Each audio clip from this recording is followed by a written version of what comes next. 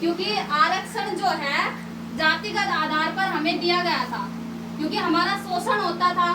उस शोषण को रोकने के लिए और बराबरी करने के लिए बाबा साहब ने हमें वो आरक्षण सौंपा था और उसी आरक्षण को खाना चाहते हैं। वैसे भी कुछ परसेंट ही हमें आरक्षण दिया जाता है, प्रॉपर तरीके से आरक्षण लागू भी नहीं है। और उसी चीज के लिए हमारी ये आंदोलन है, लड़ाई है। आप सबको एक होकर और संवैधानिक तौर से और बड़े ही अनुशासन को दिखाते हुए इस आंदोलन को पूरा करना है।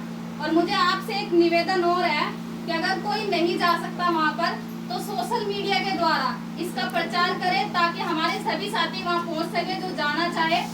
और दूसरी बात मैं महिलाओं से भी कहूँगी और सभी आपसे भी कहूँगी भाइयों की रेप जो है बहुत ज्यादा बढ़ रहे हैं देश में, महिलाओं का शोषण हो रहा है। तो मैं यही कहूँगी कि अगर आपके पास अगर कोई ऐसा केस आता है तो आप एकजुट होकर उस भाई के साथ जिसके परिवार से पीड़ित महिलाएं का रेप हुआ है उनके साथ खड़े रहे मजबूती से, ताकि रेप जो आता है हमारे आंखों के सामने वो बंद हो जाए।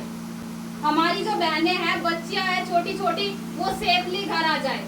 क्या है कि अगर जो बड़ी लड़की का रेप होता है 18 प्लस 16 17 प्लस, उन्हें क्या है कि अपना समाज कह देता है कि शायद लड़की में कमी होगी, लेकिन यहाँ तो 2.5 साल की बच्चियों का रेप होता है।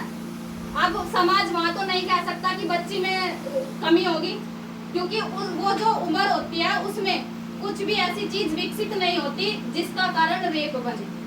आप सभी से मेरा निवेदन है कि आप सब एकता को बनाए रखें, क्योंकि हमारा जो इतिहास है वो मजाक के लायक नहीं है कि हम लोग कुछ लोग को बढ़ता देख मजाक बना लेते हैं, वो मजाक के लायक नहीं है। क्योंकि जो हमारे महापुरुष है उनका मजाक बना, लेकिन वो आज उस लेवल पे है, उनका मजे गए, लेकिन उन्होंने हमारे लिए काम करना नहीं बंद किया।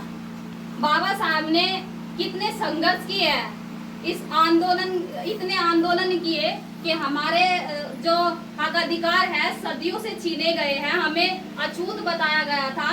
हमारी जो महिलाएं हैं उनके जो कपड़े होते हैं घुटनों से ऊपर होते थे, कमर पे झाड़ू होती थी, मटका होता था, उन सब की जो बेड़ियां है बाबा साहब ने वो काटी है।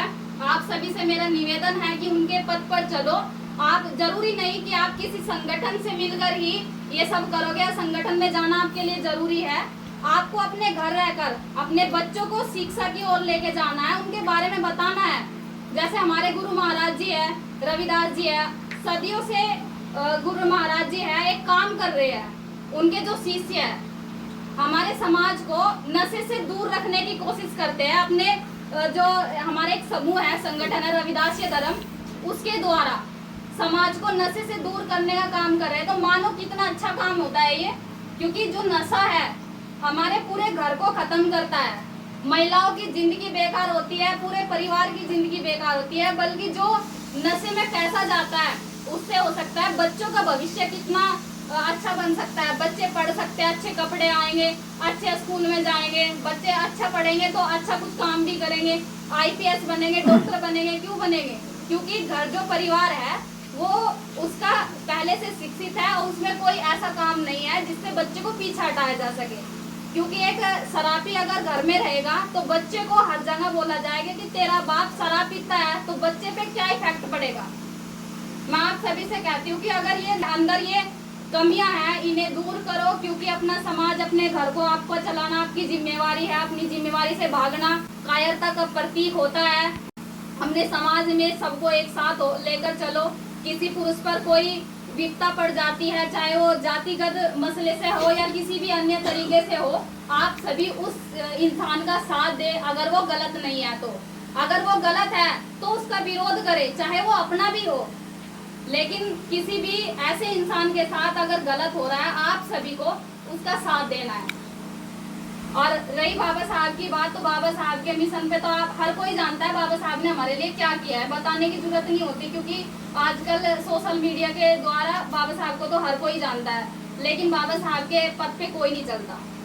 बाबा साहब ने तो शिक्षा की ओर लेके चल गए थे, हमें संगठित किया था, हमें संघर्ष करने की को प्रेरित किया था। लेकिन कोई ना तो संघर्ष करता है, शिक्षा मिल भी रही है तो 10वीं 12वीं पढ़ के बच्चे समझ लेते हैं हमने डिग्री हासिल कर ली, लेकिन 10वीं 12वीं कुछ भी नहीं है। बच्चों को पढ़ना है, आईपीएस बनो, डॉक्टर बनो, जज बनो। जय भारत, जय संविधान। मेरी बात अगर बुरी लगी हो आप में से किसी को भी, तो मैं क्षमा चाहती हूँ आप लोगों से। लेकिन आप लोग एक बात को जरूर समझना, एकता की ताकत को ना तो आज तक कोई तोड़ पाया है, ना कभी तोड़ पाएगा।